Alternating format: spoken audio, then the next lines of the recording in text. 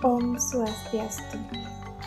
Perkenalkan, kami dari kelompok 3 yang beranggotakan 3 orang yang terdiri atas Kadedesi Yudi Astini NIM 24, yang kedua itu Nilo Erayani NIM 25, dan yang ketiga saya sendiri Mbak Dewi Skarapini NIM 32.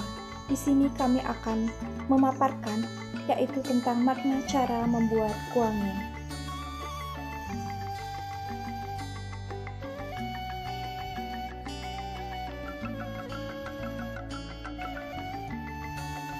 Langsung saja di sini saya akan memaparkan yaitu makna dari kuangen. Agama Hindu merupakan agama yang ritualnya dihiasi dengan sarana atau upakara. Pelaksanaan ritual dengan jenis upakara tertentu memiliki makna dan tujuan tertentu sesuai dengan jenis yajna yang dilaksanakan. Upacara ritual agama Hindu di Bali kaya dengan jenis dan bentuk yang berbeda-beda, baik dari bentuk yang paling kecil dan sederhana, sampai yang paling besar dan rumit. Sebagai contoh, dalam pelaksanaan upacara keagamaan atau persembahyangan, dibutuhkan beberapa sarana seperti canang sari, daksina, kebogan, dan sebagainya. Termasuk juga salah satunya berupa. Nah, kalau dikaitkan dengan aksara suci, kuangen merupakan sejenis upakara sebagai simbol Tuhan atau Omkara. Kuangen ini adalah suatu tanda atau isyarat agar umat atau bhakta senantiasa mengingat, mengucapkan, dan mengharumkan nama suci Tuhan. Keberadaan kuangen sangat penting dalam upacara persembahyangan karena memiliki makna simbolik yang dipuja yaitu Tuhan Yang Maha Esa atau Ida Sang Hyang Widiwasa. Dalam Lontar Siwagama disebutkan bentuk kuangen sebagai simbol Omkara dalam bentuk upakara. Kuangen memiliki bentuk yang kecil, yaitu bagian bawah lancip dan bagian atas mekar seperti bunga yang sedang kembang.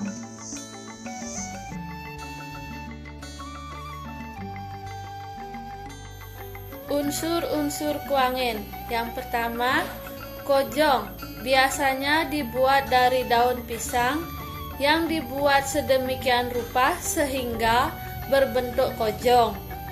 Kojong ini apabila kita tekan sampai berbentuk lempeh, maka akan berbentuk segitiga. Maka kojong tersebut menyimbolkan angka 3 huruf Bali, Ongkara Bali. Yang kedua, pekir. Dibuat sedemikian rupa menyerupai hiasan kepala dari tarian Janger. Pekir ini dibuat dengan janur dengan bentuk yang bermacam-macam tergantung dari seninya yang membuat. Ini merupakan simbol ulu, arde, candra, dan nada. Yang ketiga, uang kepeng, pis bolong, merupakan simbol windu. Perlu ditekankan di sini apabila menggunakan uang kertas yang dipelintir, maka akan mengurangi arti dan makna yang ada. Yang keempat, porosan. Ditempatkan di dalam kojong tapi agak ke atas. Porosan terdiri dari 3 unsur, yaitu daun sirih yang merupakan simbol dari Dewa Wisnu, Ungkara, kemudian buah pinang yang merupakan simbol dari Dewa Brahma, Angkara, dan unsur yang ketiga adalah kapur sirih yang merupakan simbol dari Dewa Iswara dan Siwa, Mangkara. Jadi ketiga huruf itu Aum menjadi Ong adalah huruf sebagai simbol dari Tuhan. Yang kelima, bunga. Bunga yang digunakan adalah bunga yang berbau harum dan tidak layu. Bunga merupakan simbol dari rasa cinta kasih dan rasa bakti. Cara penggunaan kuangen. Oleh karena kuangen itu merupakan sarana upacara yang digunakan di setiap upacara tertentu, saat sembahyang dan sarana ini dianggap suci. maka sering menjadi pertanyaan antara lain, kenapa kuange yang suci itu, simbol Tuhan, kok digunakan atau diletakkan di mayat dan di caru? Jawabannya yaitu, kalau kita berpijak kepada definisi kuangen sebagai simbol Tuhan, maka Tuhan itu berada di mana-mana dan menyusup ke semua ciptaannya. Maka dari itulah kuangen digunakan setiap upacara seperti yang pertama dewayatnya sebagai pelengkap banten, tetebasan, praciste, dan berbagai jenis sesayut. Yang kedua, sriyadnya juga sebagai pelengkap banten tetebasan. Yang ketiga, pitrayadnya dipakai dalam upacara menghidupkan mayat secara simbolis untuk diupacarakan, yaitu pada setiap persendian tubuhnya. Yang keempat, manusiayadnya digunakan pada setiap upacara motonin, potong gigi, perkawinan, dan pelengkap banten. Yang kelima, butayadnya digunakan dalam upacara memangguh, mecaru, dan lain-lain.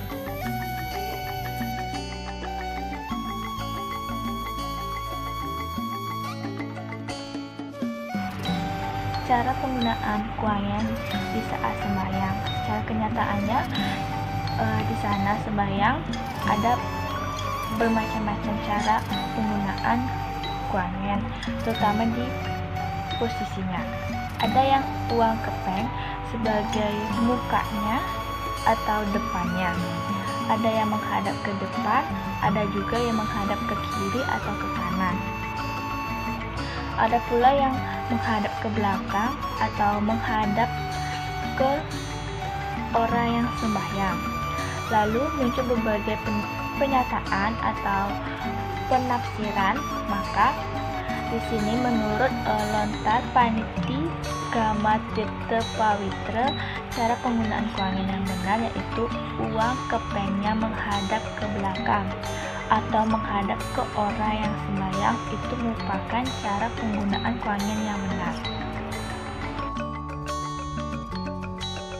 Nah, pada slide ini adalah di mana merupakan contoh gambar kuangen yang sudah selesai dibuat.